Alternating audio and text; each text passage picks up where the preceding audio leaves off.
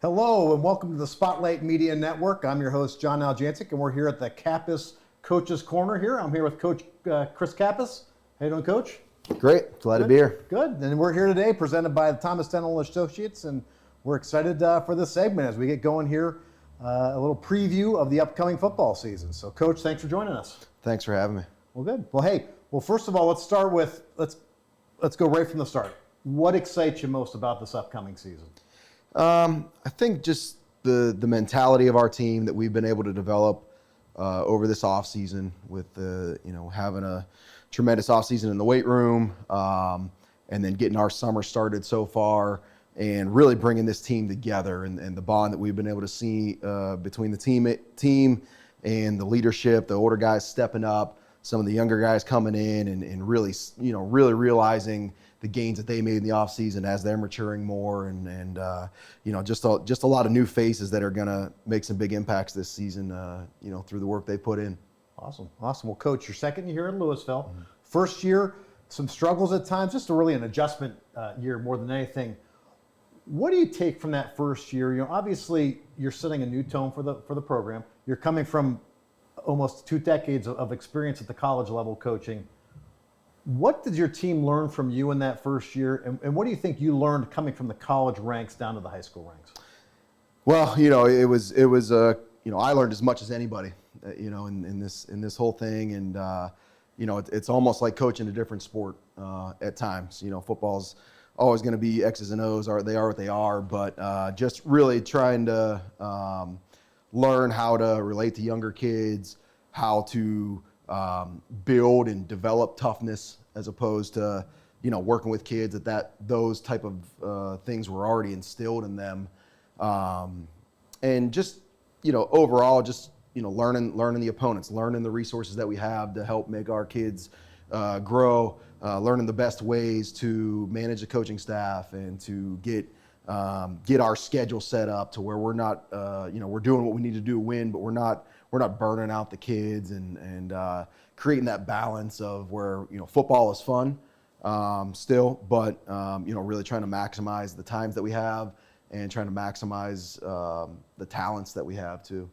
Now, I know you talked about the off season and how good it has been up to this point. And obviously in June, it's been more of an installation type period and all that stuff, but kind of take us through January through May, because games are won on Friday, Friday in the fall, but they're more so won in the weight room beforehand. So take us through January through May. Yeah, and it all starts with our strength coach, Tyler Kwasnicka. He does an amazing job with the kids, really setting the foundation of, building that strength, putting the size on that we need, and he has a great plan every single day where, we're individually building a program for each kid to get bigger, stronger, faster, targeting weaknesses, teaching them how to take care of their bodies, how to hydrate, how important it is to sleep, how important it is to put good food in your body, how important it is to stretch and do recovery things.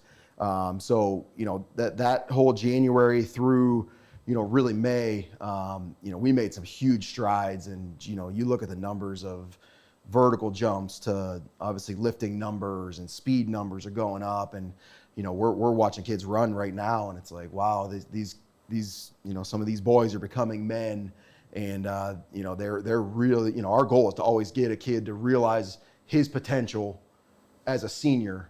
And I think, there's some guys that are really, really approaching that right now with, still some development to go here before they hit their senior season. And then, like I said, there's a lot of young kids really hitting, maturing right now and growing into their bodies. So I'm really happy with where we're at there. And then, May we used as what we called our mentality month. Sure. So that was, doing hard things together, getting up early, having some workouts on the field, doing things that are mentally taxing, that are going to break you down. But at the end of the day, that you only become tough by doing tough things and then doing them together. And that's really what we called May our mentality month. And I think we did a really good job of that. And some guys have really grown the confidence and have developed that mentality of, hey, it's my turn now, right? There's no waiting around, and the more guys we get on that boat, the better. Absolutely, absolutely. So January through May, so some tremendous gains. Take us through June now, as we're almost to the end of June. Again, more team practices, kind of installs, team building. Take us through some of those things. Whether it's the install and also the team building aspect, which is just as important. Yeah, and June that was our target in June. It was build this team, get closer together as a team, do more things where we're out in the community and we're just doing everything together. And I think last summer, it was June. We were install every day. It was lifting. It was football. We were 5 days a week, and just evaluating that, we thought dialing it back a little bit from the football. We're still lifting. We're doing the things we need to do to develop physically. But we dialed it back a little bit on the football aspect. We're keeping our scheme simple through June so far, just to really master a few things. This is who we are. This is what we're going to be. And the kids know that. These are the plays we're going to run on offense. This is what we're going to be on defense. And so keeping it simple there, but ultimately at the end of the day, we're doing one or two things a week. That's team building. That's getting these guys closer. That especially on Thursdays, our last day, we give them Fridays off, and the last thing to do Thursday is a team building activity. And to me, that's probably the last thing they remember through the week, going through the weekend. That hey, we had some fun together. I was out there with my brothers. Doing whatever activity we did, and they're fresh coming back in on Monday, and that's been one of the most impressive things is Mondays. Usually it's a kind of a drag day, but these guys come back in on Monday and they're attacking, they're getting after it. So awesome, awesome. So now obviously we're looking at game one, home opener, New Philly. Got you last year. They're a home opener. Start this year. Before we get to that, what does July we'd love to get to Friday nights, but we still have July into August. What does that look like for you as you ramp up into the season? Well, we're saving a lot of our off-season practice opportunities. You only get so many of those before August 1st, so we're saving a lot of those opportunities for July. We're giving them a good break to be kids and enjoy the summer. And then once we get back mid-July, we're really hitting the ground running and really attacking things football-wise and ramping up the schemes and the practices, and then still keeping the team building things going. We're taking the whole team up to the University of Mount Union for team camp. It's a 3-day camp. We stay overnight in the dorms. So we get all day of just football, and we're away from any distractions or anything like that. And when I worked at Mount Union in the past, that was the thing that I ran up there and organized that camp. And I always saw just the teams that came. There was a lot of Mount Union alumni that brought their teams, but those teams always walked out of there and they had a great time. And those coaches did such great team building activities. And I always said, if I had the opportunity to bring a team here, that it's a game changer. It is. And for us to spend those days together, stay in the dorms. It's I really truly think it's gonna bring our team together, and we're doing that towards the end of July, and we got one more week after that before we get into camp, and I think we're gonna really create a lot of momentum with that kind of being our culminating event of the summer, and then heading into 2 days. Absolutely, awesome. Well, Coach, hang here for a second. We're gonna take a break here on the Spotlight Media Network, so hang with us. We'll be right back.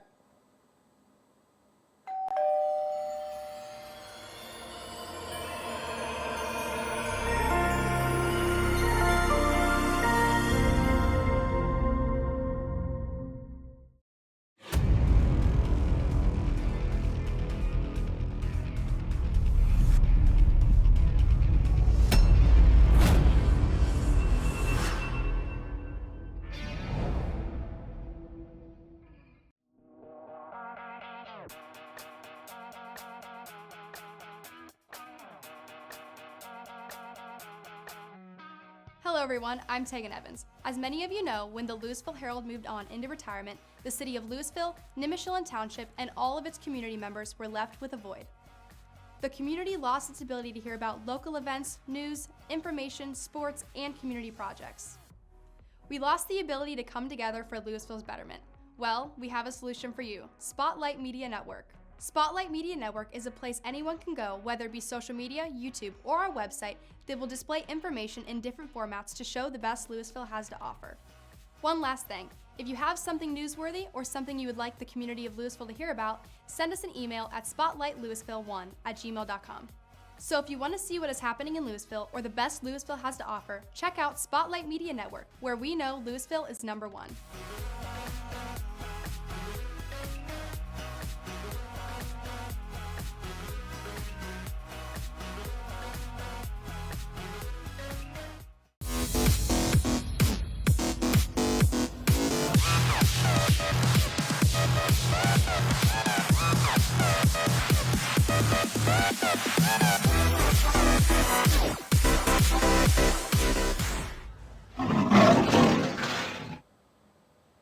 Hi, and welcome back to the Spotlight Media Network here at the Thomas Dental Studios. I'm your host, Jon Aljancic, back here at the Kappas Coach's Corner, here with Coach Kappas. And so, Coach, we've kind of talked about the preseason and kind of getting ready for the upcoming season. Just last week, you had a 7-on-7 passing scrimmage with Medina Highland, Walsh Jesuit, Avon, Lake. 3 very good programs, 3 state powers, quite honestly. Mm-hmm. Tell us about how that went, and maybe what you took from it. Yeah, I mean, it was Avon, not Avon Lake. Avon, you don't want to get those two confused there. But sorry. But no, those are 3 great programs that have 3 coaches that I respect tremendously and have laid a great foundation and have an expectation to play in the playoffs every year. So, when they asked us to come up and fill the spot that was open, I mean, I jumped on that right away because I just knew it would be great competition for us.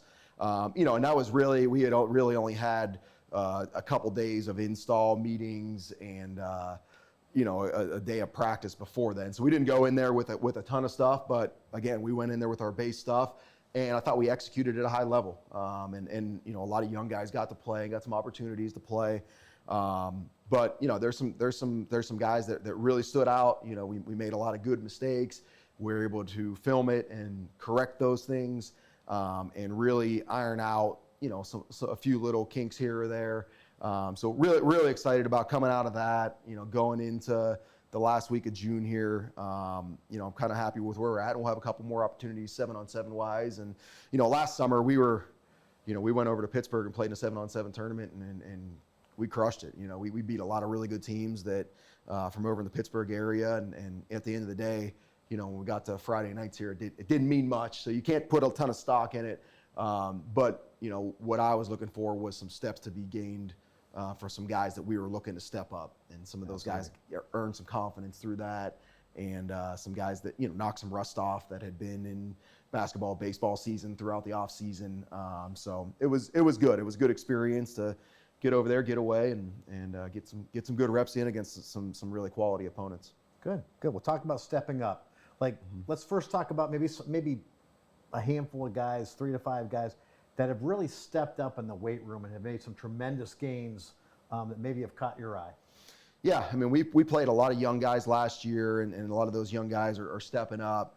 But you always look to what your senior class is going to do as seniors, and we've had quite a few guys coming back as returning starters, were starters last year, that are hoping to earn those roles again this year as seniors.